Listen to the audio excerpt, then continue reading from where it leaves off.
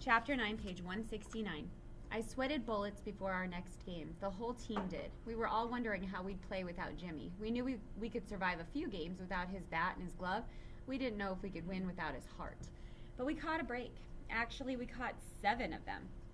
That's how many errors Menlo Atherton made. The first came on Devin Maxwell's leadoff at bat. He hit a little two-hopper toward first that their guy butchered. The ball ended up rolling off into no man's land down the right field line, and Maxwell scooted to third. I brought him home with a line single to left. Pacheco drew a walk, setting the table for Todd. As I led off second base, I could feel a difference in him. He moved more slowly, seemed more sure of himself. His eyes had a ferocious look, like a guy about ready to bust loose. Menlo Atherton's pitcher played around with a couple of curves that dipped outside the kind of pitches Todd had been swinging at for weeks. But he let them both go. Count. That's the name of the game for all hitters. At 0-2, the pitcher has you at his mercy, but at 2-0, Todd dug in, looking for his pitch, and he got it. He lined a bullet to the fence in left center. I scored standing, and Pacheco came in right behind me. By the time the first was over, we were up 5-0.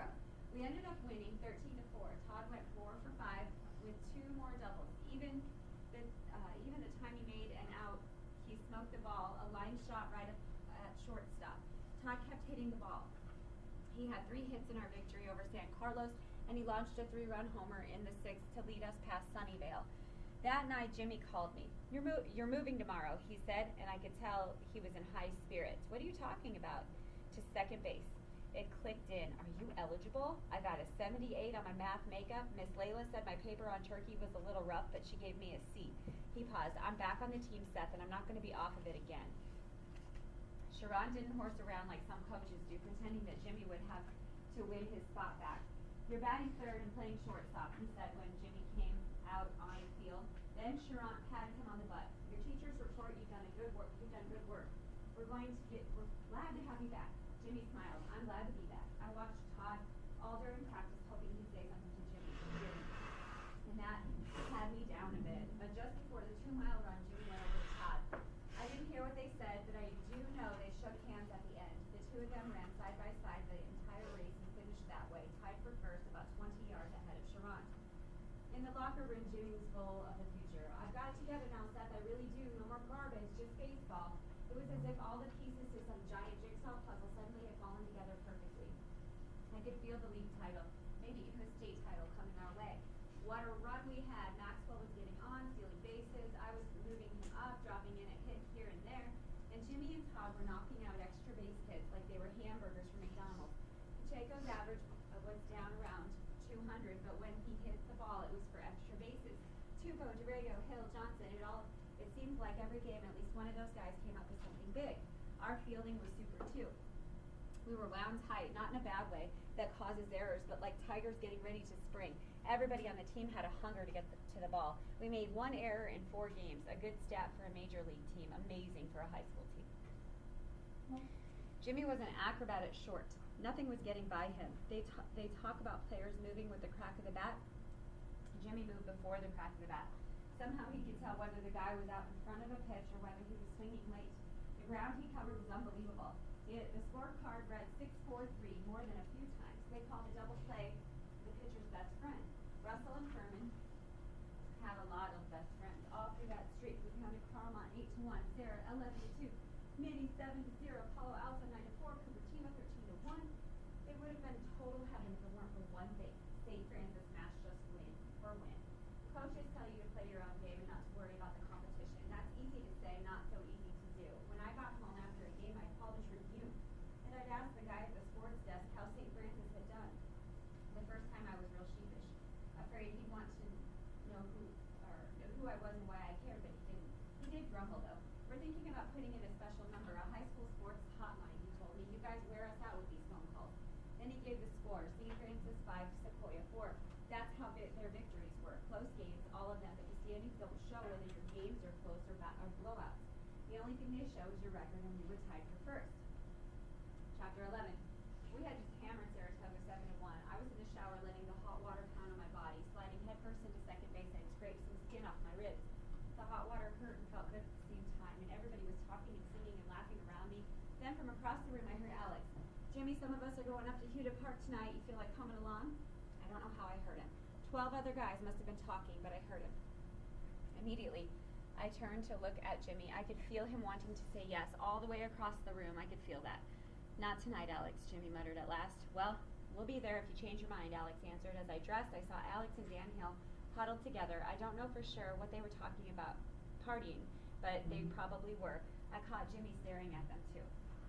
You don't decide anything important just once. It would be nice if you could, but you can't. What really happens is that you have to decide again and again, every day, every hour, every minute. Nothing is ever over.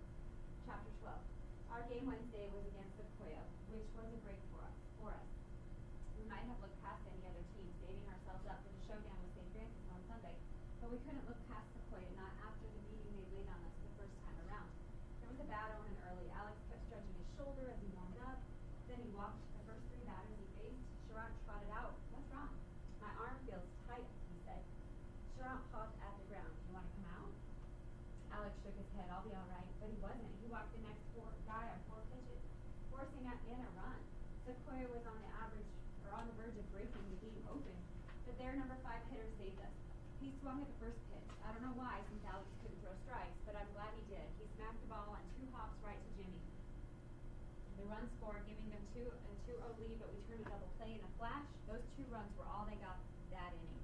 Maxwell popped up to lead off our half of the first, but I managed a single up the middle, and Jimmy singled me to third. That brought Todd to the plate with a chance to get us back in it. I would have let him hit away, but Sherrod put a play on.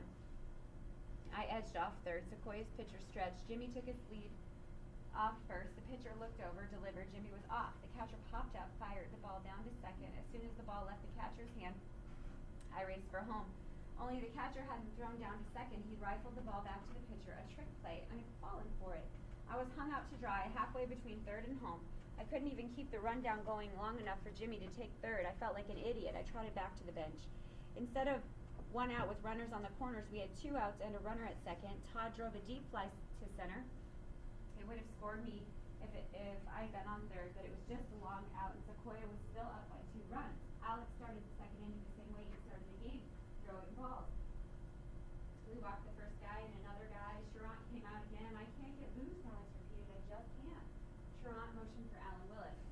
It was what I dreaded for a long time, our weak spot, long relief. After Alan took his warm-up tosses, we huddled at the mound. Willis tried to look calm, but I could feel his nerves. Keep the ball low, Jimmy said to him. You get them to hit the ball on the ground, and Seth and me will take care of you. Willis nodded, fear in his eyes. You can do it, Alan, Jimmy said. He paused. You can. Low. No matter how hard they hit the ball, if it's on the ground, Seth and me will get it.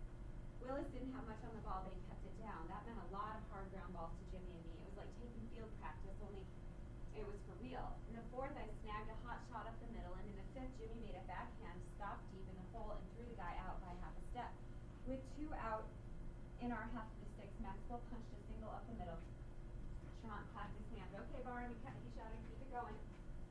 Luck. If you're going to win a title, you need a little luck. The first pitch was a fastball in. I started to go, then tried to check my swing. The ball hit the handle of the bat and flared out toward short right. The second baseman didn't break on the ball at all. And the first baseman turned the wrong way and got his feet tangled up and fell. The ball landed fair on the edge of the outfield grass and then kicked into foul territory. By the time the outfielder ran it down, I was standing at second and Maxwell was at third. Sequoia's coach walked out to the mound. While he talked to his pitcher, he kept looking from Jimmy to Todd, and Todd to Jimmy. Finally, he nodded and returned to the bench. The catcher held up 4 fingers. They were going to walk Jimmy instead of a forced play at every base. But that meant they were putting the potential winning run on base, to an insult to Todd. So Todd was plenty psyched when he stepped up to the plate. The Sequoia pitcher must have figured it was a perfect spot for a changeup, but Todd was thinking the same way. He unloaded on it, smashing a long, towering grand slam way over the fence and left. Rudinsky came in and closed them out. We won 4-2. The stage was set for the showdown at St. Francis. Chapter 13. Those were the longest 3 days of my life. I kept spacing out. I read 20 pages of English or history and then realized I hadn't followed a word. At dinner, my mother would ask her a question and I'd stare at her. She'd have to ask me again. I'd only answer to drift off. Failure. That's what consumed me. Striking out with the game on the line, blowing a grounder, dropping a pop-up. I thought about major leaguers who woke up one day with vertigo or some mental block. second basemen who couldn't get the ball over to first, hitters who could only hit in an empty park. Maybe something weird like that would happen to me. I wasn't the only nervous guy at practice. I looked at my teammates. I could feel the sourness in their stomachs and their pained faces. Todd told me he was throwing up after every meal. Alex admitted he hadn't slept in 2 days. Even Jimmy was feeling it. He'd talk a good line. Isn't this great, he'd say. Isn't this the best? This is what it's all about, Seth. I can hardly wait for Sunday. That's what he'd say. But when he spoke, his voice quavered and his left eye had a little twitch that grew worse every day. Saturday night, I woke up at 2 in the morning. There was a light on in the kitchen. My mother was drinking tea and eating toast. You should be sleeping, she said when I opened the door. So should you, I replied. She stirred her tea. I couldn't. Nerves, I guess. I stuck some bread in the toaster, poured myself a glass of milk, and sat down. It was one of those times when I knew she was thinking about my father, and she knew I knew. Tomorrow will be a big day for you. I wish your father were alive to see your game, she said. I never know what to say when she talks about him. I wish he were too, I finally managed. She took a sip of her tea. Do you remember much about him, Seth? I shook my head. Sometimes I'll hear a man's voice and I'll think to myself, that's what he sounded like, but other than his voice, I don't remember much. I wish I did, but I don't. She smiled sadly. You were the world to him, Seth. When you were a newborn, you'd wake up crying night after night at 3 in the morning. You'd get fed that you couldn't get back to sleep, and your father would lie down next to your crib, stick his hand up between the slats, and he'd latch onto one of his fingers as if it were a life preserver. That was the only thing that would soothe you. Morning after morning, I'd find him asleep with your hand tied around his finger. She paused. He was a good man, Seth. I know he was, Mom.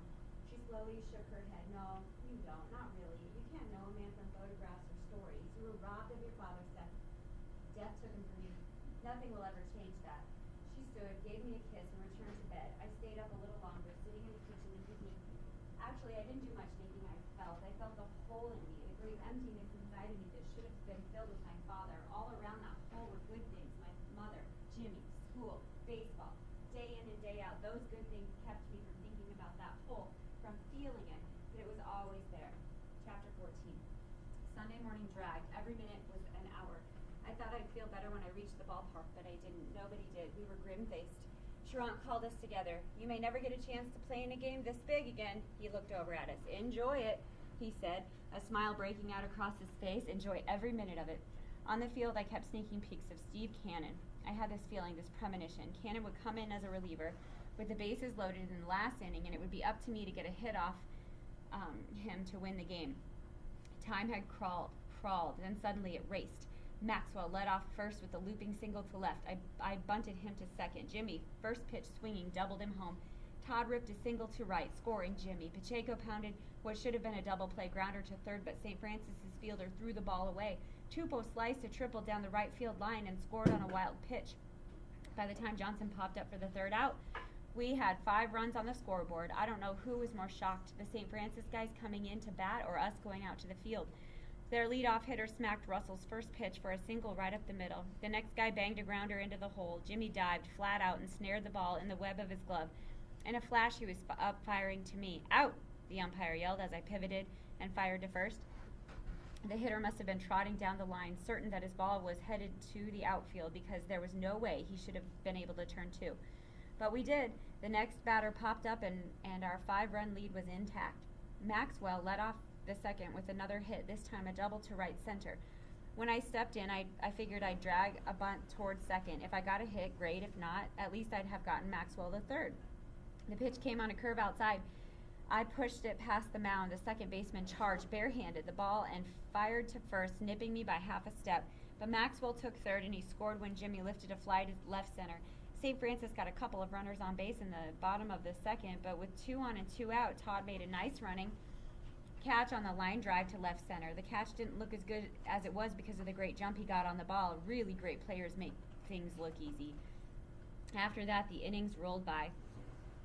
Russell kept the ball down. We fielded well and kept hitting. 2 more runs in the 4th, 1 in the 6th. Steve Cannon pitched in the top of the 7th and struck out the side, but heading to the bottom of the 7th, we were up 9-1.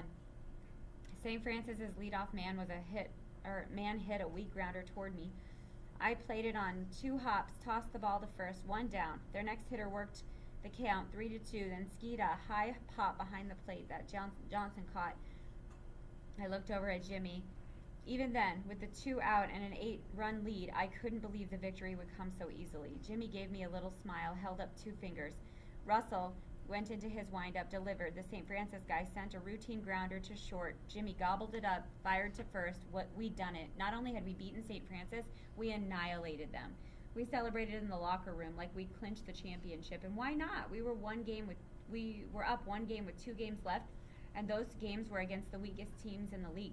Besides, we had to win only one of those games. If we finished in a tie with St. Francis, we'd go to the state tournament since we'd beaten them twice in the regular season. So we hollered and laughed. Charant came in, told us the season wasn't over, but even he must have felt we'd wrapped it up because he couldn't keep a stern look on his face. A couple of guys sneaked behind him, pushed him into the shower. Everybody cheered, and Charant laughed as he let the water drench his clothes. Chapter 15. In the middle of the night, the phone started ringing. I looked at my clock. It was 1:38. I covered my head with a pillow. The phone rang and rang and rang. Finally, I staggered to the kitchen, answered it. Is that you, Seth? The voice on the line was tense. Yeah, it's me. Who's this? Alex. Alex, I said sleepily. What do you want? Listen, Seth, Jimmy's been in an accident. I woke up fast. What? He's been in an accident. He's at Sequoia Hospital. Say that again. We were up at Hewitt Park. Jimmy left maybe an hour before Dan and me. Right after he left, we heard a siren, but we didn't think anything of it. Anyway, when we were driving home, we saw his Camaro piled into a tree off Kings Mountain Road. The police were there. Dan didn't stop because, well, he just couldn't. I called Sequoia Hospital a minute ago, and they said Jimmy was there. How badly is he hurt, I asked. They wouldn't tell me, but the Camaro didn't look all that smashed up. It wasn't totaled or anything. Alex paused. Listen, Seth, I gotta get off the phone. My parents might wake up, and I don't want them to know about any of this. Wait a second, Alex, I said, but the phone had gone dead. I rushed to my room, pulled my clothes on, then I grabbed the keys to the car, and before I made it to the door, my mother came out of her room. I'm going to Sequoia Hospital, I said. Jimmy has been in an accident. What? She said gruffly. I couldn't wait. I've got to go now, Mom. I'll be back as soon as I can. Driving to the hospital, I thought about Jimmy's future. If Charant found out Jimmy had been drinking, he'd kick him off the team for good. The Major League scouts would hear about it, too. Would they want to draft some kid with a drinking problem? It didn't seem like it. The whole ride, I was racking my brain, trying to come up with some way to keep the truth from Charant. But there wasn't any way. There just wasn't. The doctors were sure to take a blood sample. They'd find alcohol in his blood, and they'd call the school. It might even make the newspaper. Then another scarier thought came to me. What if Jimmy smashed up his leg or his arm so badly he couldn't play anymore? Then what would happen to him? Baseball was the only thing that mattered to him, the only thing. I parked my car and ran into the emergency room. I looked around trying to find someone to talk to.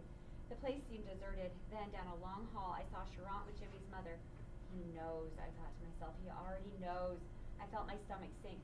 Charant had his arm around Jimmy's mother. They were walking toward me. I raised my hand in a kind of half wave, but neither of them noticed. Jimmy's mother's head was bowed and her hand was covering her eyes. Charant was looking down too. He was about 10 feet away when he finally looked up. Tears were streaming down his face. In that instant, I knew. I knew that being kicked off the team was nothing, that the state tournament was nothing, the major leagues are nothing, that baseball is nothing. Charant drew even with me. He put his hands on my shoulder. Jimmy is dead, he whispered. Then he turned back to Mrs. Winter, and the two of them continued down the corridor and disappeared into a room. I couldn't stay in that white hallway. The bright lights were blinding me. The walls were pressing in. The ceiling was pressing down. I ran out of the hospital, out into the black night. There's a little park across from Sequoia Hospital. I made my way there, slumped onto a bench. I can't even say I thought. My mind was too paralyzed to think. I sat there the rest of the night looking at the stars. That's not even right. I sat there looking at the black between the stars. I didn't want the sun to come up, but the universe didn't care what I wanted. Night slowly gave way to dawn. Little birds started hopping in the trees. Lights went on in houses around the park. I had to go home.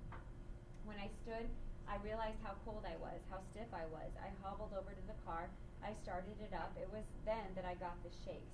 They must have lasted for 2 or 3 minutes, and the shakes didn't go away all at once either, but when they finally did, I leaned my head forward against the steering wheel and cried for Jimmy Winter.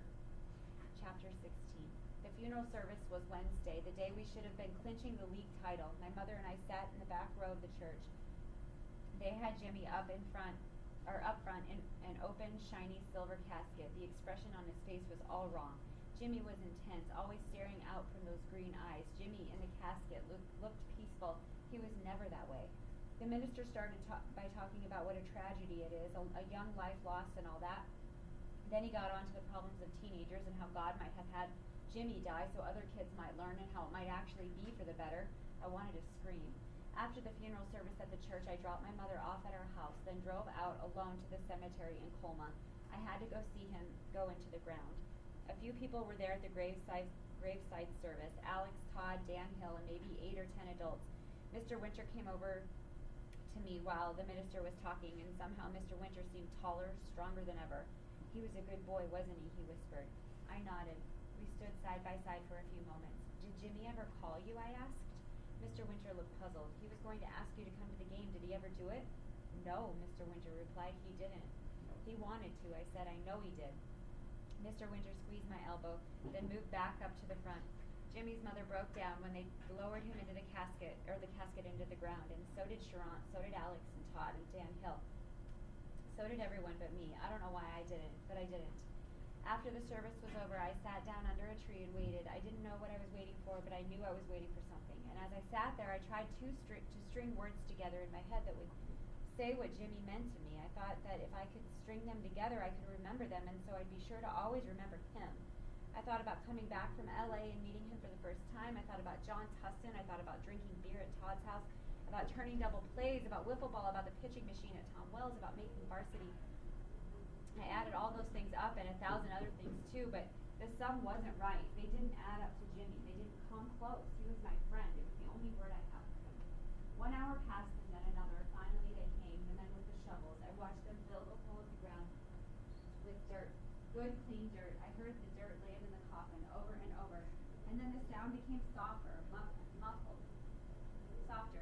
For an instant, I didn't know why it sounded different. Then I understood. The dirt was wasn't hitting the coffin anymore. Jimmy was under the earth. Chapter 17. There was a team meeting the next day. The situation was pretty simple. We had forfeited the Wednesday game. The question was whether to forfeit Sunday's game too and give the title to St. Francis. Sharon said it was up to us. If anybody has anything to say it now. Then we'll vote. Whichever way it comes out, I want the whole team to stick to it. Todd stood. I say we play. It's what Jimmy would have wanted. Around the locker room, guys murmured agreement. Anybody else? Sharon asked. The room fell silent. Sharon looked at me. Seth, you want to say something? I could feel my teammates' eyes on me. And why not? I was Jimmy's oldest friend, his best friend. They wanted to hear how I felt. But I didn't know how I felt. I shook my head. There were 21 of us on that team, but the vote was 18-0 to play. 2 other guys beside me left their ballots blank. That's it then, Sharon said. No practices this week. Meet at San Carlos at 11. When I entered the locker room Sunday morning, Sharon handed me a black armband. Let's win this thing for Jimmy, he said. I tried to answer, but all I managed was a little nod of the head. As the guys dressed, nobody spoke above a whisper. The loudest sounds were the cleats against the cement floor and the opening and closing of lockers. Right before we took the field, Sharon clapped his hands. Okay, gentlemen, time to put everything else aside. Let's concentrate on baseball. That I could do. I couldn't make sense out of Jimmy's death or out of whether we should or shouldn't be playing the game, but I could concentrate on baseball. The strange thing about warming up for the game was that everything was so ordinary. Jimmy's death didn't change the sound of the ball being hit by a bat. Jimmy's death didn't change the way I fielded grounders or the way outfielders chased down fly balls.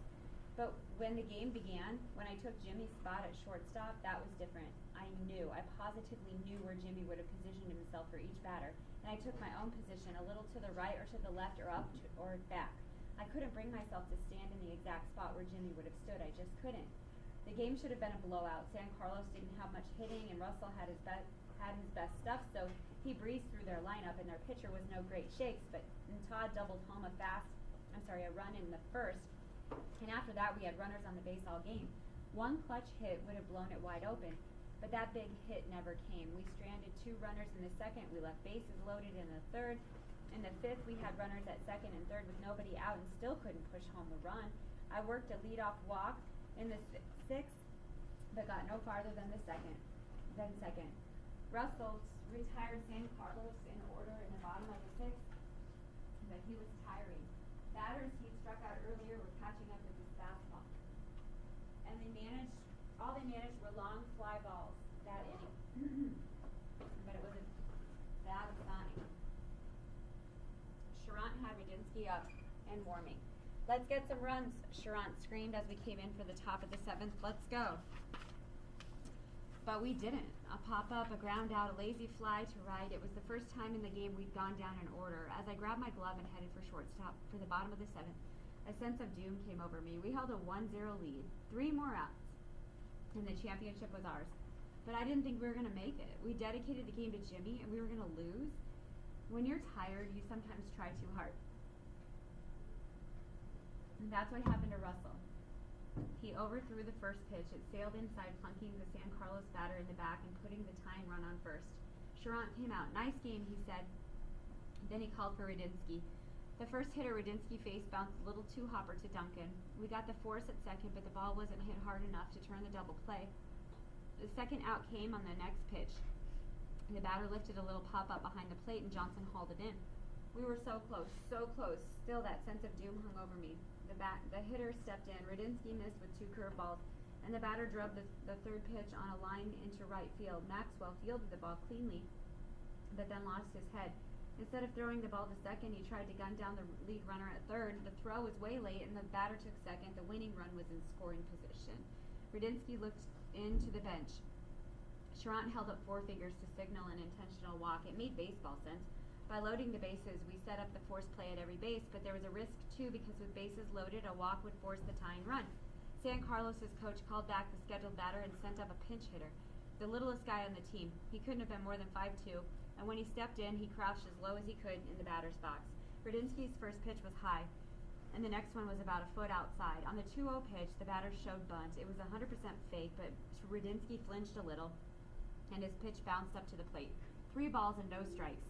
Radinsky turned his back on home plate and looked out toward me. For a second, I couldn't figure out why.